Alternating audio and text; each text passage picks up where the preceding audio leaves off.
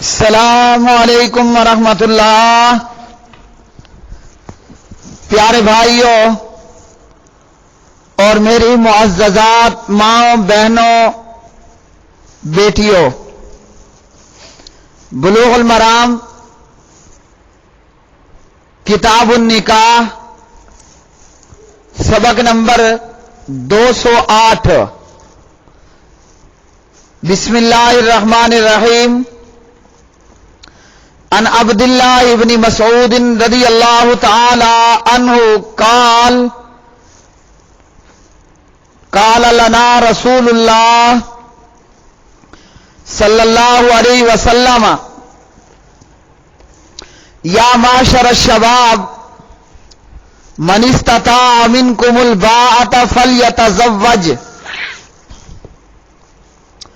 فإنه أغض للبصر وأحسن للفرج ومن لم يستطع فعليه بالصوم فإنه له وجاء متفق علیہ۔ حضرت عبداللہ بن مسعود رضی اللہ تعالی عنہ راوی ہیں، فرماتے ہیں کہ نبی علیہ الصلوۃ والسلام نے ہم سے فرمایا، اے نوجوانوں کی جماعت، تم میں سے جسے نکاح کرنے کی طاقت ہو اسے چاہیے کہ نکاح کرے، کیونکہ نکاح نگاہ کو خوب جھکانے والا، آنکھوں کو جھکا دینے والا اور شرمگاہ کو محفوظ کرنے والا ہے، اور جسے اس کی استطاعت نہ ہو تو اس کو چاہیے کہ روزے رکھے، اس لیے کہ روزہ خواہشات کو کچل دیتا ہے۔ پیارے بھائیوں، یہ کتاب ہے نکاح کے تعلق سے۔ نکاح کے لغوی معنی ہے ضم کرنے، ملانے اور ایک دوسرے میں داخل ہو جانے کے، اور شرعی طور سے نکاح، شرعی لحاظ سے نکاح میاں بیوی کے اس باہمی عقد کو کہا جاتا ہے جس کے سبب جماع کرنا حلال ہو جاتا ہے۔ تو پیارے نبی صلی اللہ علیہ وسلم نے اپنی اس حدیث کے اندر نوجوانوں کو بالخصوص جو ہے وہ مخاطب کر کے فرمایا کہ نکاح کرو جس کو نکاح کرنے کی طاقت ہو، اور یہی بات اللہ رب رحمان نے قرآن مجید فرقان حمید کے اندر ارشاد فرمائی، اعوذ باللہ من الشیطان الرجیم، وَأَنكِحُوا الْأَيَامَ مِنكُمْ وَالصَّالِحِينَ مِنْ عِبَادِكُمْ وَإِمَائِكُمْ إِنْ يَكُونُوا فُقَرَاءَ يُغْنِيهِمُ اللَّهُ مِنْ فَضْلِهِ وَاللَّهُ وَاسِعٌ عَلِيمٌ۔ اور تم اپنے بے نکاح مردوں عورتوں کے نکاح کر دو، اور ان کے بھی نکاح کر دو جو تمہارے غلام اور نیک لونڈیاں ہوں، اگر وہ فقیر ہوں، اگرچہ وہ فقیر ہوں گے اللہ تعالی انہیں اپنے فضل سے غنی کر دے گا، اور اللہ سبحانہ و تعالی خوب جاننے والا ہے۔ یہ سورۃ النور ہے، پارہ نمبر 18، اور اس کی آیت مبارکہ ہے 32۔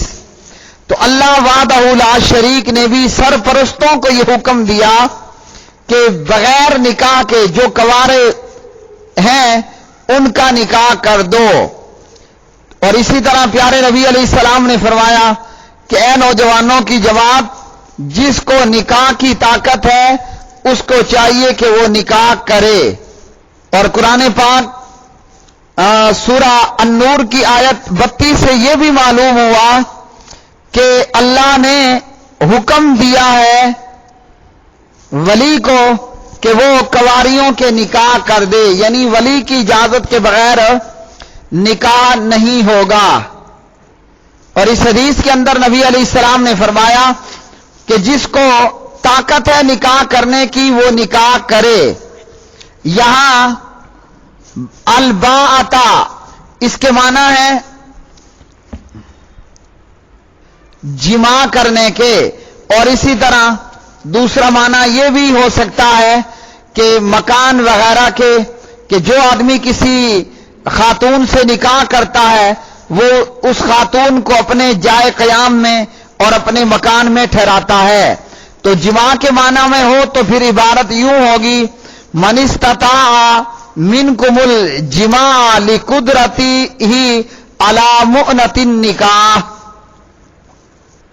یعنی تم میں سے جو نکاح کے مصارف اخراجات کی استطاعت کے ساتھ ساتھ جماع کی طاقت رکھتا ہو اس کو نکاح کرنا چاہیے. اور پھر جو نکاح کرنے کی طاقت نہیں رکھتا تو اس حدیث میں نبی علیہ السلام نے فرمایا کہ اس کو چاہیے کہ وہ روزے رکھے، روزہ شہوت کو کچل دیتا ہے. اگلی حدیث عن انس بن مالک رضی اللہ تعالی عنہ ان النبی صلی اللہ علیہ وسلم حمد اللہ واثنى علیہ وقال لا کنی انا اصلی وانام واصوم وافطر واتزوج النساء فمن راغب عن سنتی فلیس منی، متفق علیہ. انس بن مالک رضی اللہ عنہ راوی، نبی علیہ الصلوۃ والسلام نے اللہ کی حمد و ثنا بیان کی اور فرمایا میں رات کے وقت میں نماز بھی ادا کرتا ہوں، سوتا بھی ہوں اور نفلی روزے بھی رکھتا ہوں اور چھوڑ بھی دیتا ہوں، روزہ نہیں بھی رکھتا، اور میں عورتوں سے نکاح شادی بھی کرتا ہوں.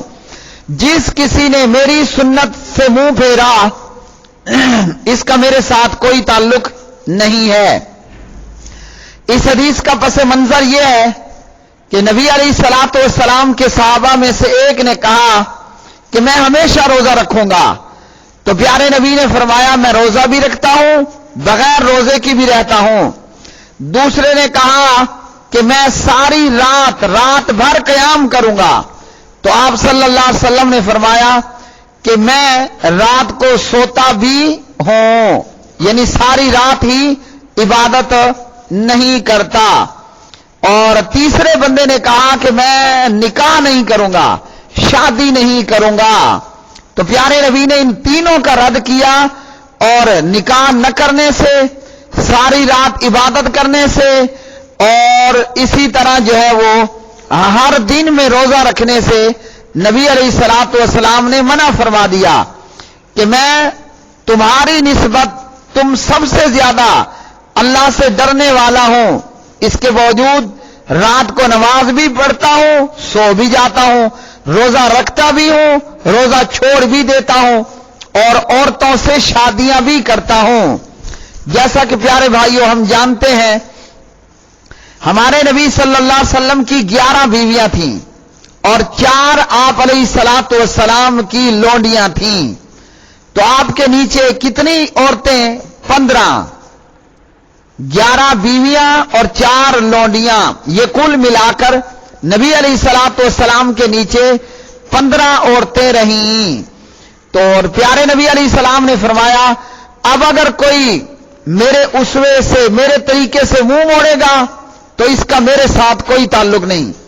اور قرآن پاک میں اللہ رب العالمین نے فرمایا یا ایھا الذین آمنو، اے ایمان والوں، لا تقدموا بین یدی اللہ ورسولہ، اللہ سے اس کے رسول سے آگے بڑھنے کی کوشش مت کرو، تقوی میں وہ چیز اختیار مت کرو، عبادت میں وہ چیز اختیار مت کرو کہ جو پیارے نبی نے نہیں کی.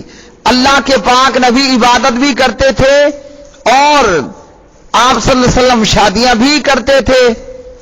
تو پیارے نبی علیہ السلام کے اسوے کو چھوڑ دینا یہ سراسر نبی علیہ السلام کی نافرمانی. بعض لوگوں نے جو مختلف علماء یا ائمہ کی طرف من گھڑت قسم کے قصے بیان کر رکھے ہیں کہ امام ابو حنیفہ اتنے سالوں تک عشاء کے وضو سے صبح کی نماز پڑھتے رہے، تو یہ جھوٹے قصے ہیں. اور جو بھی ایسا کرتا ہے وہ سنت رسول اللہ صلی اللہ علیہ وسلم کے خلاف کرنے والا، کہ اللہ کے پاک نبی فرماتے ہیں کہ انا اصلی و انام، میں نماز بھی پڑھتا ہوں اور نیند بھی کرتا ہوں، سوتا بھی ہوں، روزہ بھی رکھتا ہوں اور افطار بھی کرتا ہوں، شادی بھی کرتا ہوں. تو اس لیے اس حدیث سے یہ معلوم ہوا کہ جو لوگ پوری پوری رات عبادت کرتے ہیں یا دعوے کرتے ہیں یا بزرگوں کے ایسے قصے بیان کرتے ہیں، یہ نبی علیہ السلام کی شریعت کے خلاف ہے۔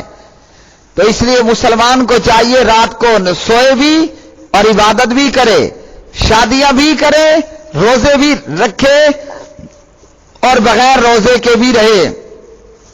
اور جیسا کہ ہم جانتے ہیں نبی علیہ السلام نفل نماز پڑھتے تھے، اسی طرح تہجد کی نماز پڑھتے، سوموار اور جمعرات کا روزہ رکھتے، اسی طرح حدیث میں ہمیں چاند کی 13، 14، 15 کے روزے کے تعلق سے آپ نے بتلایا۔ اسی طرح نبی علیہ الصلوۃ والسلام ذی الحجہ کے 9 روزے بھی رکھا کرتے تھے، اور 9 ذی الحجہ یوم عرفہ کے روزے کی فضیلت بھی بتائی۔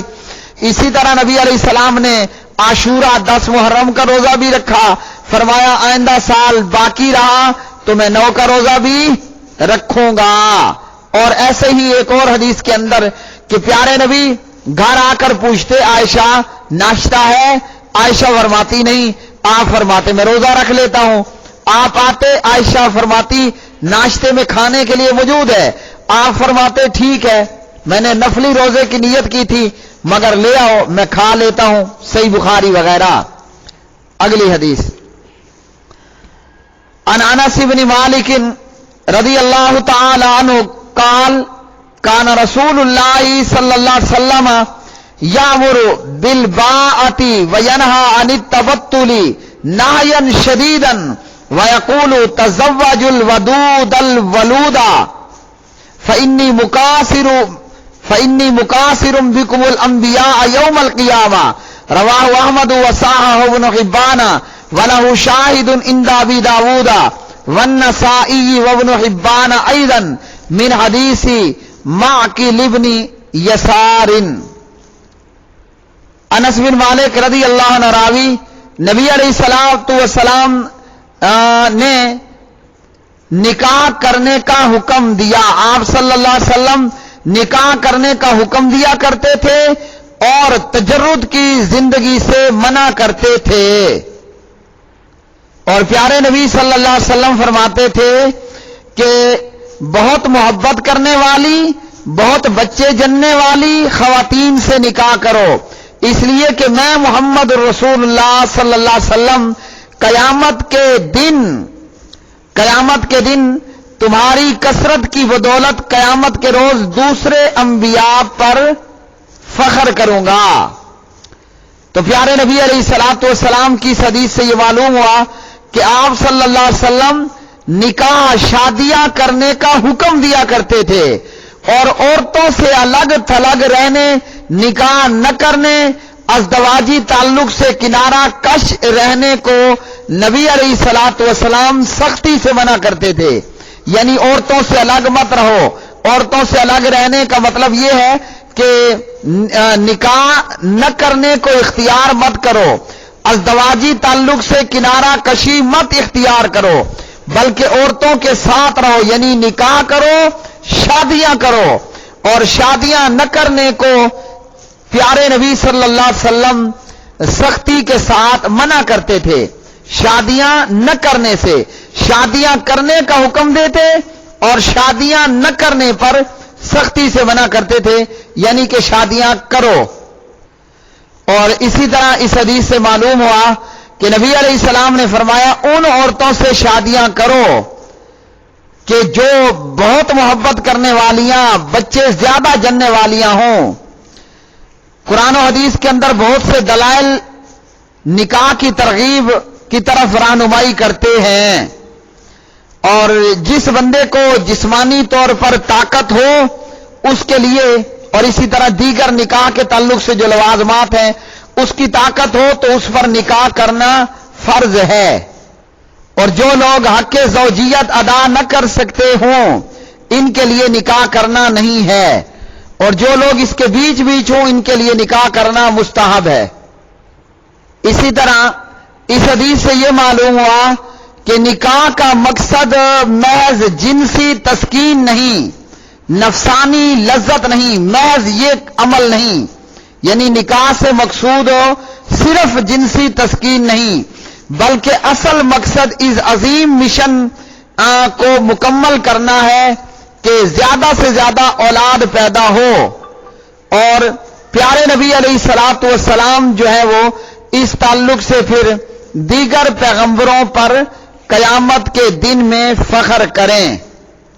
اور آج مسلمان امت کا حال یہ ہے کہ بچے دو ہی اچھے، جبکہ جس پیغمبر کا ہم نے کلمہ پڑھا وہ ہمیں کیا حکم دے رہا ہے؟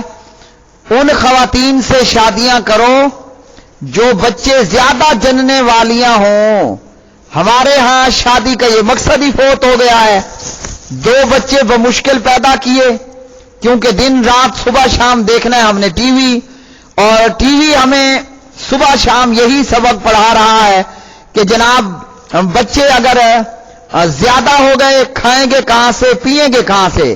اور اس میں افسوس کا مقام یہ ہے، یہ انہی لوگوں کو زیادہ ڈر ہے جن کو اللہ نے مال و اسباب و وسائل بھرمار عطا کر رکھی ہے، لیکن لاکھوں ہزاروں موجود ہیں، اس کے باوجود نہ تو شادیاں کرنا، نہ اپنی اولاد کی شادیاں کرنا کہ جناب بچے کمانے کے قابل ہوں گے تو تب شادی کریں گے. جبکہ اللہ سبحانہ و تعالیٰ اور اس کے نبی کا حکم ہے شادیاں کرو، شادیاں کراؤ. اور یہی معاملہ بچے پیدا کرنے میں ہے کہ اگر بچے زیادہ پیدا ہو گئے کھائیں گے کہاں سے؟ رزق دینے والی ذات اللہ کی ذات ہے جو مگر مچھوؤں کو، کچھوؤں کو، مچھلیوں کو ہزاروں ٹنوں میں خوراک دے سکتا ہے. کیا وہ اللہ اس 6 فٹ کے انسان کو خوراک دینے کی طاقت نہیں رکھتا؟ یا اللہ اتنا کمزور ہے کہ ہمارے بچے زیادہ پیدا ہو گئے تو اللہ ان کا رزق کہاں سے آئے گا؟ تو نبی علیہ الصلوۃ والسلام نے فرمایا بچے زیادہ جننے والی عورتوں سے نکاح کرو. اور اسی طرح بعض احادیث کے اندر بانج عورت سے بھی نکاح کرنے سے منع کیا گیا ہے. یہ نہیں کہ اس سے مطلقاً نہیں کیا جائے گا، ترغیب یہ دی گئی کہ بانج عورت سے نکاح مت کرو کیونکہ بچے پیدا نہیں کر سکے گی. اور اسی طرح ایک حدیث کے اندر نبی علیہ السلام نے فرمایا علیکم بالابکار، کواری لڑکیوں سے شادی کرو. اور اسی طرح فرمایا کہ وہ تھوڑے پر راضی ہو جانے والی ہوتی ہیں. اور خود نبی علیہ السلام نے عائشہ سے نکاح کیا، وہ کواری تھی، اور اس کے علاوہ آپ صلی اللہ علیہ وسلم کی بیویاں کواری نہیں تھیں. تو پیارے بھائیو، یہ آج کا سبق نمبر 208 تھا کتاب النکاح میں سے. نبی علیہ السلام نے ہمیں یہ فرمایا نوجوانوں کی جماعت شادی کرو، شادی نہیں کر سکتے تو پھر روزہ رکھو. اور اسی طرح نبی علیہ الصلوۃ والسلام نے شادیاں کرنے کا حکم دیا اور عورتوں سے دور رہنے سے، شادیاں نہ کرنے سے منع فرمایا اور بڑی سختی کے ساتھ منع کیا. آج بیٹا 30 سال کا، 25 سال کا، 20 سال کا ہو جاتا ہے، جناب ابھی تو اس کی نوکری نہیں لگی، نوکری لگے گی تو ہم شادی کریں گے. تو رزق دینے والی ذات اللہ کی ذات ہے اور شادی سے بندے کے رزق میں برکت ہوتی ہے. وآخر دعوانا ان الحمدللہ رب العالمین.